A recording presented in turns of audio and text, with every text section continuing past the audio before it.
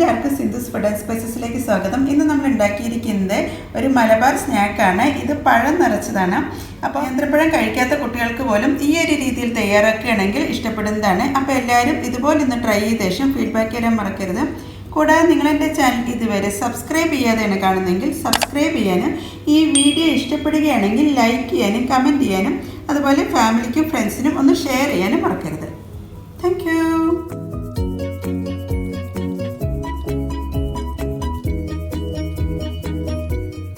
അപ്പോൾ മലബാർ സ്പെഷ്യൽ പഴം നിറച്ച ഉണ്ടാക്കാൻ വേണ്ടിയിട്ട് ഞാൻ ഇവിടെ 3 ഏത്തപ്പഴമാണ് എടുത്തിരിക്കുന്നത്. ഇത് നന്നായി പഴുത്തിട്ടുള്ള ഏത്തപ്പഴമാണ്. അപ്പോൾ നമുക്ക് ആദ്യം ഇതിൻ്റെ സ്കിന്നൊക്കെ ഒന്ന് റിമൂവ് ചെയ്ത ശേഷം അതിൽ നിറയ്ക്കാനുള്ള ഒരു ഹോളൊക്കെ തയ്യാറാക്കാം. അങ്ങനെ നമ്മൾ 3 പഴത്തിൻ്റെ സ്കിന്നൊക്കെ കളഞ്ഞിട്ടുണ്ട്. ഇനി നമുക്ക് ഇതിലൊന്ന് ഹോള് തയ്യാറാക്കണം. ഇതുപോലെ കത്തി വെച്ചിട്ട് ഒന്ന് കീറി കൊടുത്താൽ മതി. 2 സൈഡും കട്ട് ചെയ്യാത്ത വിധത്തിൽ, മുകളിലും താഴെയും കട്ട് ചെയ്യാത്ത വിധത്തിൽ വേണം നമുക്കിതൊന്ന് ഇതുപോലെ ഹോൾ ഇടാൻ. അതിനുശേഷം ഉള്ളിലത്തെ ഈ സീഡൊന്ന് റിമൂവ് ചെയ്യാം. ഒരു സ്പൂൺ വെച്ചിട്ട് നമുക്ക് ഇതിൻ്റെ ഉള്ളിൽ നിന്ന് ഇതിൻ്റെ സീഡൊന്ന് റിമൂവ് ചെയ്യാം. അങ്ങനെ സീഡൊക്കെ റിമൂവ് ചെയ്ത് കഴിഞ്ഞപ്പോൾ ഇതുപോലെ ഒരു പോക്കറ്റ് പോലെ കിട്ടിയിട്ടുണ്ട്. അങ്ങനെ നമുക്ക് 3 പഴത്തിൻ്റെയും ഇതുപോലെ കീറിയെടുക്കാം. അങ്ങനെ 3 പഴം ഒരു പോക്കറ്റ് പോലെ ഹോളൊക്കെ ഉണ്ടാക്കിയിട്ടുണ്ട്. ഇനി നമുക്ക് ഇതിലേക്ക് വേണ്ടിയിട്ടുള്ള ഫില്ലിംഗ് ഒന്ന് തയ്യാറാക്കാം. അങ്ങനെ ഫില്ലിംഗ് തയ്യാറാക്കാൻ വേണ്ടി ഞാനൊരു പാത്രം വെച്ചിട്ടുണ്ട്. ഇതിലേക്ക് നമുക്ക് മിൽമയുടെ നെയ്യാണ് ചേർക്കുന്നത്. ഒരു 2 ടേബിൾ സ്പൂൺ നെയ്യ് ഇതിലേക്ക് ചേർക്കാം. 2 ടേബിൾ സ്പൂൺ. അങ്ങനെ നെയ്യൊക്കെ ഒരുവിധം ചൂടായിട്ടുണ്ട്. ഇതിലേക്ക് ഞാൻ കാഷ്യൂനട്ടാണ് ചേർക്കുന്നത്. ഇത് പൊടിയായിട്ട് അരിഞ്ഞിട്ടുള്ള കാഷ്യൂനട്ടാണ്. എന്നിട്ടൊരു ഗോൾഡൻ കളർ ആവുന്നവരെ നമുക്കൊന്ന് ഫ്രൈ ചെയ്തെടുക്കാം. അങ്ങനെ ഒരുവിധം ഗോൾഡൻ കളർ ആവാൻ തുടങ്ങിയിട്ടുണ്ട്. ഈ സമയത്ത് നമുക്ക് ഇതിലേക്ക് കിസ്മിസാണ് ചേർക്കേണ്ടത്. അങ്ങനെ കിസ്മിസ് എല്ലാം ബോൾ പോലെ ആയിട്ടുണ്ട്. ഇനി നമുക്ക് ഇതിലേക്ക് ചേർക്കേണ്ടത് തേങ്ങാപ്പീരയാണ്. ഞാനിത് മിക്സിയിലൊന്ന് അടിച്ചെടുത്തിട്ടുണ്ട്. നന്നായി ചെറുതായിട്ടുള്ള തേങ്ങാപ്പീരയാണ് ഇതിലേക്ക് ചേർക്കേണ്ടത്. ഇതൊരു 1/4 മുതൽ 1/2 കപ്പ് വരെ ചേർക്കാം. ഓരോരുത്തരുടെയും പഴം എടുക്കുന്നതിൻ്റെ അളവിനനുസരിച്ചാണ് തേങ്ങാപ്പീര ചേർക്കേണ്ടത്. എന്നിട്ട് ഇതൊന്ന് ജസ്റ്റ് ഒന്ന് ഫ്രൈ ചെയ്തെടുക്കാം. അല്ലാണ്ട് ഗോൾഡൻ കളർ ആവേണ്ട ആവശ്യമൊന്നുമില്ല. ഇനി നമുക്ക് ഈ തേങ്ങാപ്പേര ഒന്ന് ജസ്റ്റ് ഒന്ന് അതിൻ്റെ വെള്ളമയം പോകുന്നവരെ ഒന്ന് ഫ്രൈ ചെയ്തെടുക്കാം. ഇനി ഇതിലേക്ക് ചേർക്കുന്നത് പഞ്ചസാരയാണ്. ഞാനിവിടെ ഇപ്പോൾ 3 ടേബിൾ സ്പൂൺ പഞ്ചസാരയാണ് ചേർക്കുന്നത്.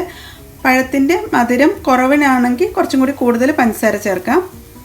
എന്നിട്ട് ഈ പഞ്ചസാരയും ചേർത്ത ശേഷം ഇതൊന്ന് മിക്സ് ചെയ്തെടുക്കാം. അതിന് ശേഷം ഫ്ലെയിം ഓഫ് ചെയ്യാം. പിന്നെ ഇതിലേക്ക് ചേർക്കുന്നത് ഒരു 1/2 ടീസ്പൂൺ ഏലക്കാപ്പൊടിയാണ്. ഇത് ഞാൻ പഞ്ചസാരയും ചേർത്ത് പൊടിച്ചിട്ടുള്ള ഏലക്കാപ്പൊടിയാണ്. പിന്നെ ചേർക്കേണ്ടത് ഒരു 1/2 ടീസ്പൂൺ ജീരകമാണ്. ഇത് ഇഷ്ടമുണ്ടെങ്കിൽ ചേർത്താൽ മതി. പക്ഷേ ജീരകത്തിൻ്റെ ഒരു ഫ്ലേവറും കൂടി കടിക്കുമ്പോൾ ഒരു പ്രത്യേക ഒരു ടേസ്റ്റാണ് കിട്ടുന്നത്. എന്നിട്ടിത് നന്നായി ഒന്ന് കൂടി ഒന്ന് മിക്സ് ചെയ്തെടുക്കാം. അങ്ങനെ നമ്മുടെ ഫില്ലിംഗ് ഒക്കെ തയ്യാറായിട്ടുണ്ട്. ഇനി നമുക്കിതൊന്ന് തണുക്കുന്നവരെ ഒന്ന് വെയിറ്റ് ചെയ്യാം. അങ്ങനെത് നമ്മുടെ ഫില്ലിംഗ് ഒക്കെ തണുത്ത് കഴിഞ്ഞിട്ടുണ്ട്. ഇനി നമുക്കിത് പഴത്തിലേക്ക് നിറയ്ക്കാം.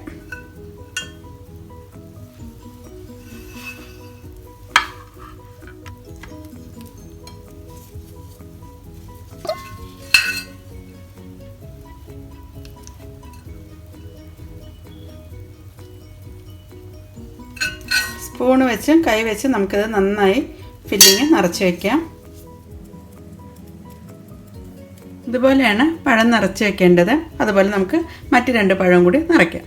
പഴത്തിൻ്റെ ഉള്ളിലെല്ലാം ഫില്ലിംഗ് എല്ലാം നന്നായി നിറച്ച് വെച്ചിട്ടുണ്ട്. ഇതിലേക്ക് വേണ്ടിയിട്ടുള്ള കോട്ടിങ്ങിന് വേണ്ടിയിട്ട് 1 ടേബിൾ സ്പൂൺ മൈദയാണ് ചേർക്കുന്നത്. പിന്നെ ചേർക്കുന്നത് 1 ടേബിൾ സ്പൂൺ അരിപ്പൊടി, ഇടിയപ്പത്തിൻ്റെ അരിപ്പൊടി. എന്നിട്ടിത് നമുക്കൊരു മാവ് പോലെ ഒന്ന് കലക്കിയെടുക്കാം. ഇനി ഇതിലേക്ക് ഒരു 1/4 ടീസ്പൂൺ മഞ്ഞൾപ്പൊടി ചേർക്കാം. പിന്നെ ഇതിലേക്ക് ചേർക്കേണ്ടത് ഒരു 1/4 ടീസ്പൂൺ ഉപ്പ്. എന്നിട്ട് നന്നായി മിക്സ് ചെയ്ത ശേഷം 1-2 ടേബിൾ സ്പൂൺ വെള്ളം ചേർത്ത് അധികം ലൂസാവാത്ത രീതിയിലുള്ളൊരു മാവാക്കിയിട്ടാണ് എടുക്കേണ്ടത്.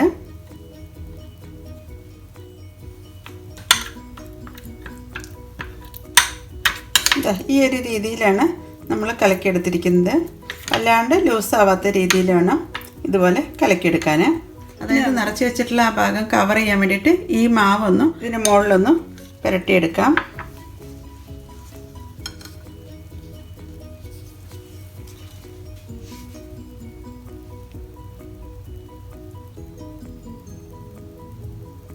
ഒലിച്ച് പോവാത്ത രീതിയിൽ കുറച്ച് തിക്കായിട്ടാണ് നമുക്ക് ഈ മാവ് എടുക്കേണ്ടത്.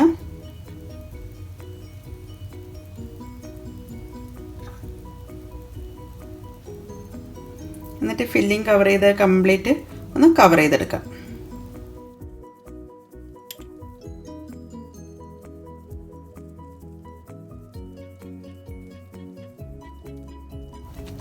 ഈ ഒരു രീതിയിലാണ് മാവ് വെച്ച് കവർ ചെയ്യേണ്ടത്. ഇത് വേണമെങ്കിൽ ഷാലോ ഫ്രൈ ചെയ്യാം, അതുപോലെ ഡീപ്പ് ഫ്രൈ വേണമെങ്കിലും ചെയ്യാം. ഞാനിവിടെ ഇപ്പോൾ ഷാലോ ഫ്രൈ ആണ് ചെയ്യുന്നത്. അങ്ങനെ ഇതുപോലെ ബാക്കി 2 പഴവും ഒന്ന് ഫില്ലിംഗ് ഒന്ന് കവർ ചെയ്ത് വയ്ക്കാം. അങ്ങനെ ഇതാ ഫില്ലിംഗ് എല്ലാം കവർ ചെയ്ത് വെച്ചിട്ടുണ്ട്. ഇനി നമുക്കൊന്ന് ഫ്രൈ ചെയ്തെടുക്കാം.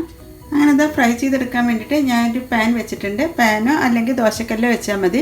ഞാനിപ്പോൾ ഷാലോ ഫ്രൈ ആണ് ചെയ്യുന്നത്. അല്പം വെളിച്ചെണ്ണയും അതുപോലെ തന്നെ അല്പം നെയ്യും കൂടി മിക്സ് ചെയ്തിട്ടാണ് ഇതിലേക്ക് ചേർക്കുന്നത്. ആദ്യം നമുക്ക് അല്പം വെളിച്ചെണ്ണ ചേർക്കാം. ഒരു 1.5 ടേബിൾ സ്പൂൺ വെളിച്ചെണ്ണ ഇതിലേക്ക് ചേർത്തിട്ടുണ്ട്. ഇനി ഇതിലേക്ക് 1 ടീസ്പൂൺ നെയ്യും കൂടി ചേർക്കുന്നുണ്ട്. അതിന് ശേഷം നമുക്ക് ഫില്ല് ചെയ്ത് വെച്ചിട്ടുള്ള പഴം നിറച്ച് ഇതിലേക്ക് ചേർക്കാം.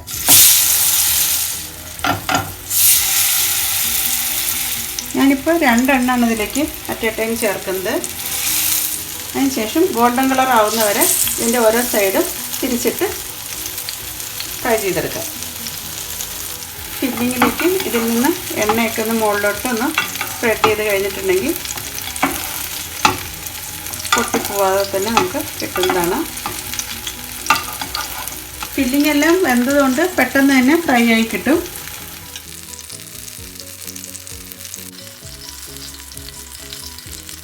അതുപോലെ ഇതിൽ ഫില്ലിംഗ് നിറയ്ക്കുന്ന സമയത്ത് വല്ലാണ്ട് നിറയ്ക്കരുത്. അങ്ങനെയാണെങ്കിൽ തിരിച്ചിടുമ്പോൾ പൊട്ടിപ്പോകാനുള്ള ഒരു ചാൻസ് ഉണ്ട്. അപ്പോൾ എല്ലാവരും ഇതുപോലെ ഒന്ന് ട്രൈ ചെയ്ത ശേഷം ഫീഡ്ബാക്ക് തരാൻ മറക്കരുത്. കുട്ടികൾക്കും മുതിർന്നവർക്കും ഒക്കെ ഒരുപോലെ ഇഷ്ടപ്പെടുന്ന ഒരു സ്നാക്കാണിത്. ഇത് നോമ്പുറ സമയത്തൊക്കെ സാധാരണ മലബാർ സൈഡിലൊക്കെ ഉണ്ടാക്കുന്ന നല്ലൊരു സ്നാക്കാണിത്. വളരെ ഹെൽത്തി ആയിട്ടുള്ള ഈ ഡിഷ് എല്ലാവരും ട്രൈ ചെയ്ത ശേഷം ഫീഡ്ബാക്ക് തരാൻ മറക്കരുത്.